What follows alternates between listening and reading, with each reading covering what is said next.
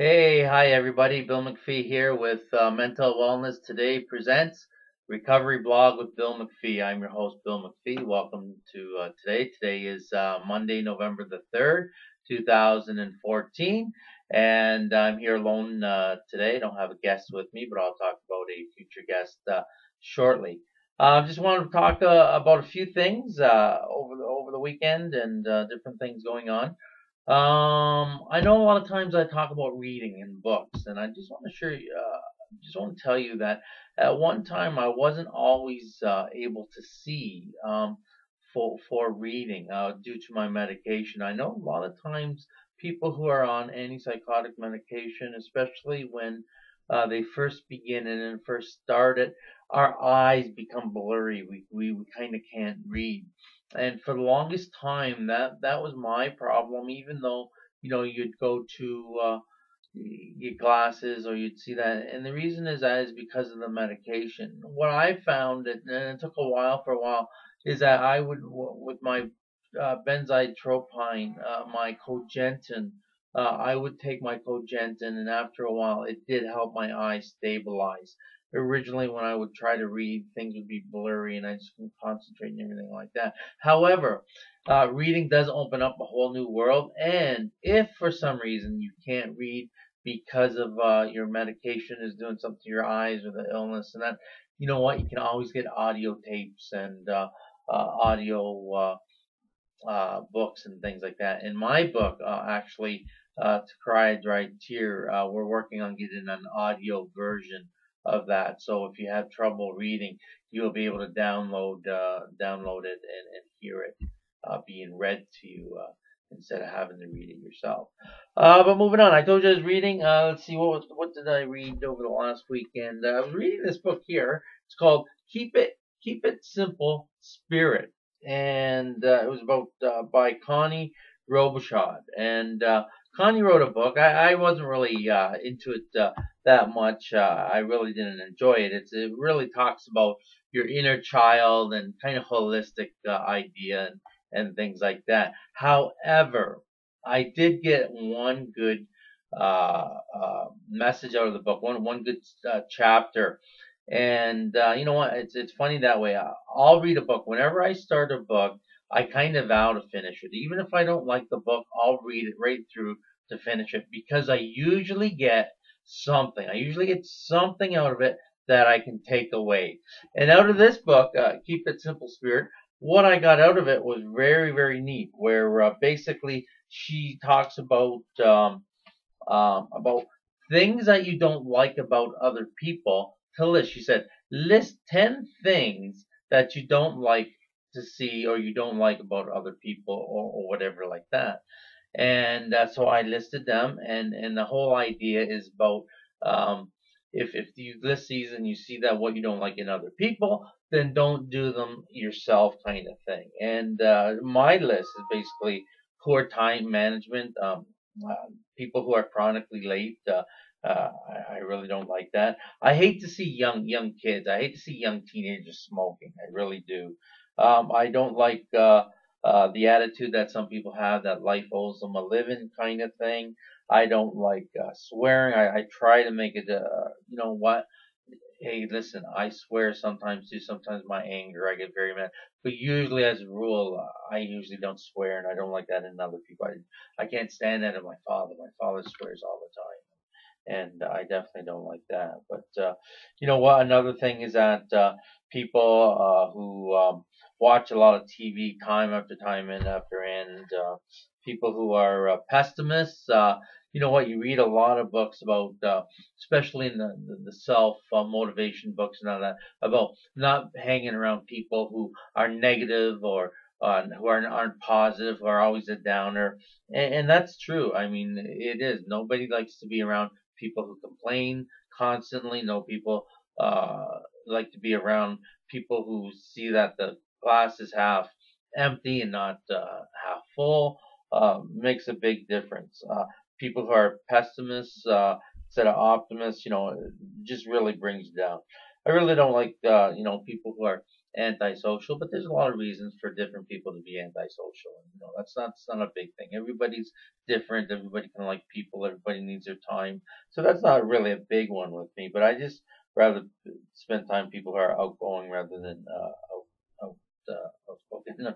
People who speak low, low voice kind of thing. There's a Seinfeld episode. I love Seinfeld, but there's a Seinfeld episode where this one girl, Jerry and Elaine, different people are in the restaurant, and Jerry's date is speaking very very low, and he can't hear at all. But anyway, she asks him to wear this puffy pirate shirt that he's going on TV with, and he agrees to it, not really knowing what he's agreed to because he's going to hear her. And anyways, he wore this pirate outfit on a TV show, and it was fluffy, and it was just very funny. And then at the end, she ends up swearing at him in a very very loud voice. But anyways, and then what else? Oh, and then I just don't like people who BS kind of thing and say I'm going to do this or I'm going to do that. I really like, if somebody says that they're going to do something, do it and leave it at that. So you know what? So keep it simple, spirit. I want to give you an analogy. I mentioned to you that I like reading a book no matter what because you never know when you're going to get something out of it, and that happened. I read a book. I forget what it was called, but the author was by Billy Graham's grandson, and you probably know Billy Graham, or at least heard of him. He's a big evangelist, huge reputation, a very very popular man, evangelist, and his grandson wrote a book, and I read it. I was reading it, and I wasn't getting anything out of it. I'm reading and reading. Finally, I think it was like the last chapter or something. I was reading it, and it was about where he says he was talking about salvation, and basically he talked about where what it's like. He gave an example, and he gave an example. He said, you know what, we'll say, and he said there's this girl in grade 8, and she went into English class. And she came home that night, and she said, "Daddy, Daddy," she said, "you know what? I can't take this course. I can't take this English course. I'm gonna fail. I don't understand it. I don't like it. Please send a note home or come and talk to the teacher and say, take me out of English. I don't want to be in that course." So the father came over and went to the school the next day, and he was explaining to the teacher that the teacher said, "You know what? Um, my daughter just doesn't want to take this course. She's intimidated. She's going to fail. She doesn't think she'll do good." And the teacher said, "Well, let me talk to her." So the girl goes in and talks to the teacher, and the teacher's saying to her, saying, "You know what? I'm going to tell you what. I guarantee that you all, no matter what, I'll give you 100% in this class. I'm going to give you 100%. I don't care if you come to class. I don't care if you don't do your work. I don't care if you don't participate in assignments. I don't care all this, but I guarantee you that I'm going to give you 100% for this class. So you might as well just show up anyways." And we think, "Oh wow, who would ever go and want to give somebody 100% for just coming and not doing anything really." And in this book, Billy Graham's grandson said, "Well, that's kind of an analogy of salvation. When you accept the Lord as your Savior, that's kind of the analogy where all the work is on His own. We just have to take that gift and say, okay, we will take the class, we'll take that salvation, and the rest is done. And it doesn't matter how bad we are, or how hard we try, and everything like that. It's done and said." So, anyways, that was a neat analogy that I thought I got out of that book. But I wouldn't have got that thing that I remembered that analogy if I didn't continue reading that book. Okay, speaking of books again, the next thing is I viewed this. This is called Learn to Leap, and I don't know if any of you have heard of Dr. Javier Amador. And Javier basically wrote the book, which I'm reading now. Wrote the book, "I Am Not Sick, I Don't Need Help." And it's talking about lack of insight with the illness of schizophrenia and different mental illnesses and that. And he's just new. This is just new. This Learn to Leap about the DVD on the class. And we're actually, I'll be putting it on our website eventually later on this month. that DVD and the book to do that. I'm not going to review the book right now just because I'm just reading it again, and I'll review that a little bit. But that's what I'm reading right now. And Xavier, he's on our advisory board, and he's also very famous psychiatrist in the U.S.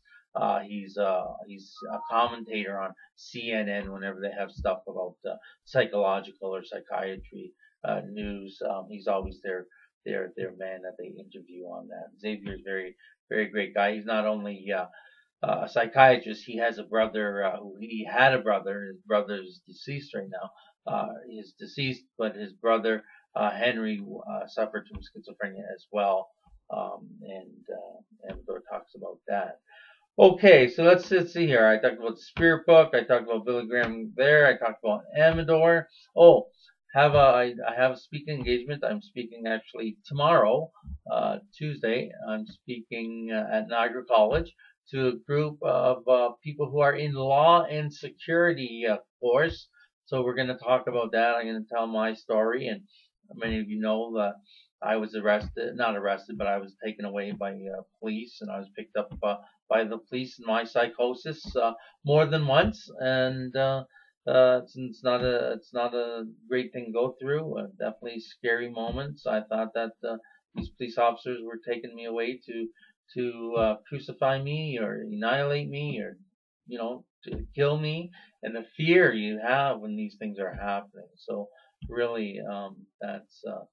So I'm speaking to a group tomorrow on that, and then later on in the month, I think on November 20th, I'm speaking at Niagara College again for a sociology class. So anyway, so that's going on then. If you wanted to have me speak to your group or your NAMI group or your mental health group, or just if you're an individual that wanted to bring me to a city, feel free to just email me at bmacphee@magpiemags.com, and we can easily make that happen. And let's see what else. Oh, Tracy from Australia sent me some questions regarding physical health and mental illness, and about vital signs and the heart and different things like that. So in the future, one of these blogs, I'm going to have my friend Sachin. Sachin's a cardiologist. Actually, he's chief of staff at chief of cardiology at one of the hospitals over in Buffalo, New York. He's a personal friend of mine, and he's agreed to come on and do a blog. We just have to find the right time and but I'll make sure that you know when he's coming on. So we'll answer your questions, Tracy in Australia, when we, in the near future. And the last thing I wanted to talk about is that it's November. And what does that mean? Well, November a lot of times is people call it Movember, and Movember is basically the month for started out as a men's health month for people who had prostate cancer, and then it's been moved as well as mental health as well, not only for men's prostate, but men health in general as men cancer. But now it's broadening, and it's for men's mental health as well. So what happens in Movember is usually men, if they want to participate, will let their mustache grow, and they will not shave their mustache for a month. I haven't told my wife that I'm growing my mustache for the month of November, but oh well, what can we do with that? She'll learn. She'll notice one day. She'll say, Bill, you notice you haven't shaved? Is your negative symptoms or your deficit symptoms kicking in now or whatever? And speaking of negative symptoms or deficit symptoms, I just got my injection on Thursday. Today's Monday, and really, every time, one of my side effects from my injection is that I get very tired, very lethargic for about 3 days. And so I got it on Thursday, and then Friday and Saturday, and Sunday I was pretty lethargic. Saturday I basically spent the day on the couch and just read. But that's how my injection affects me. But I'm back to basic, back to normal here today, and so it only lasts about 3 days. But that is one of the side effects for my injection, as well as my weight gain as well. And we won't start on that. But anyways, I'm gonna let you go here. And thanks for tuning in. Get people to subscribe to this channel if they want to learn. You can go to get our back DVDs. Just go to YouTube and type in Bill MacPhee, and you'll get all of our videos, our blogs. So have a great day, and remember, recovery is when you wouldn't want to be anybody else but who you are today. And remember that there is life after mental illness. Have a great day, and if you have any questions for me, just email me at bmcphee@magpiemegs.com, and have a great day. Bye-bye, everybody.